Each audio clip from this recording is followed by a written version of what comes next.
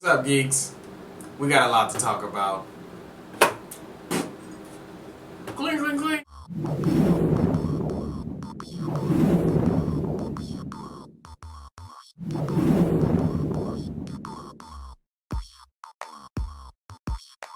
What's going on? I'm trusting everybody had a good week. I saw Antman a while ago, but better late than never. Thought it was good. I thought it had great pacing.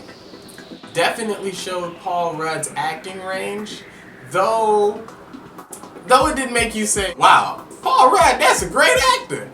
Didn't really make you say that, but it made you say, well, he's better than what I thought he was. His best performance had to be Michael Douglas as Hank Pym. I thought he did a great job as Hank Pym. If I could say anything bad about the movie, I would just say that sometimes it felt like the comedy was a little forced. They forced Michael Pena to say too many things sometimes. It was just kind of like, okay, we get it. Michael Pena's funny.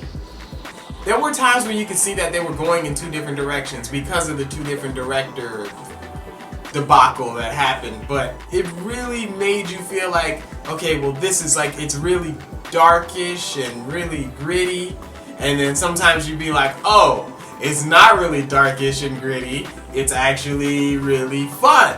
So it was like you really didn't know where to. At the end of the day, the movie's enjoyable and it's a fun thing to watch. I definitely give it a good 7.5, 7.5-ish in there. With Ant-Man being such a success and being a great movie, it made me say, what other movies could have somewhat of an obscure, little-known superhero and turn it into a blockbuster hit? So, this is going to be a two-parter. This is going to be my first 4 of 8 superhero movies that could be made with little-known or obscure superheroes. First one is Shahira Hall, or better known as Hawkgirl. Hawkgirl basically is an alien from the planet Thanagar, and she is someone that was sent from that planet to basically conquer Earth. And her planet is at war, and she ends up losing her planet and not knowing anybody else, and she has to end up staying here. And I feel like you could really capture some deep-seated emotions if you focus on the first part of the movie, kind of like how The Man of Steel did, kind of, where you see Thanagar, you see what she came from, and then you see her come to Earth. As long as it doesn't end like Man of Steel, I think it could be a good movie.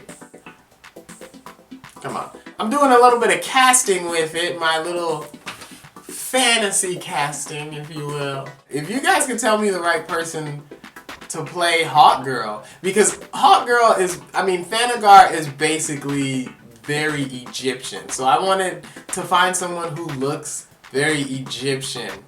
I wish they could just cast an actual Egyptian for it, if it ever happens, but I would say Paula Patton, her look is very Egyptian, and the acting chops, she definitely has that.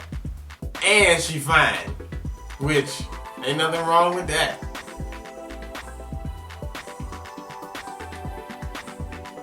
Next, I'm gonna say Cable. I think Cable actually has a really interesting story, and you can piggyback that off of what is going on with the X-Men, how they're going in the future and they're going in the past and they're going everywhere. You can actually interact with the X-Men as we know it now by going in and out of time. Quick origin about Cable. He is actually the son of Cyclops and Jean Grey from the X-Men, but he was sent to the future. And I can't really tell you why, because I'll just throw everything out of whack. He also does a partnership with Deadpool, and Fox is doing a Deadpool movie, and you can make that happen. Next hero I wanted to talk about was Batman Beyond, or Terry McGinnis. This could be an awesome movie. Really great movie, man. It's the future. You could put him in college or you could put him in high school. If you put him in high school, you got to cast somebody young. But you do college, you could do somebody in the middle, in their 20s. You kind of have creative license on him because he doesn't have a huge background of comic book story on him. He's the Batman after Batman. There's a few Batmans after Batman. Even Dick Grayson becomes Batman at one time. And you got Azrael who also becomes Batman. I'll explain that in another video. But you got this kid who is actually a clone of Batman made by Amanda Waller and the government. Because there always has to be a Batman around because he keeps people in check. And Bruce Wayne's too old. So they cloned him before he got too old to have a new Batman basically reign over Gotham City. And he basically feeds off of resentment just like Bruce Wayne does. Now, as far as the casting for that one goes, I had Ian Somerhalder, or Somerhalder, however you say that dude's last name. He's from Vampire Diaries, man. College-aged Terry McGinnis. The last one I'm going to talk about today is one person named Maggot, and he is not well known at all. He is a very not known X. He has an incredible story. Maggot is this dude named Japheth from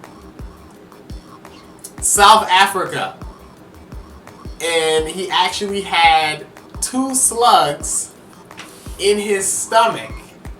Diagnosed with cancer when they find out he has these 2 slugs in his stomach and he can't eat a normal diet. He has these poor South African parents and he basically runs away to kill himself. Now, after he runs away to kill himself, he runs into Magneto, who finds out about these 2 slugs and lets him know that this is not a problem, you're a mutant. But he still removes the slugs from his stomach and puts them on the outside of him. Skipping the story, he basically becomes an X-Men, works with Xavier, but before that, he gets trained by Magneto to master his powers a little bit, and then he gets trained even more by the X-Men, and soon becomes the youngest member of the X-Men ever. The thing that makes this story even more compelling as a movie is that he doesn't like his powers.